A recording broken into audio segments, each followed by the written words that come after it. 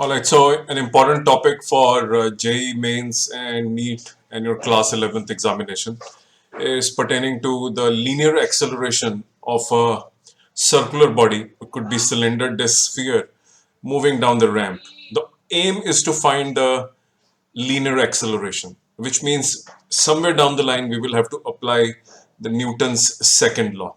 Now there are two ways you do this.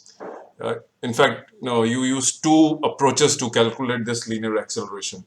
Now, since the body is rolling, it is understood that there is friction on the surface, which means there is a friction between the body and the ramp or the incline. If there is friction and the body is rolling, the friction is the one which is producing this torque. So friction is providing the torque and body is rotating. This should be clear to you before we proceed into derivation.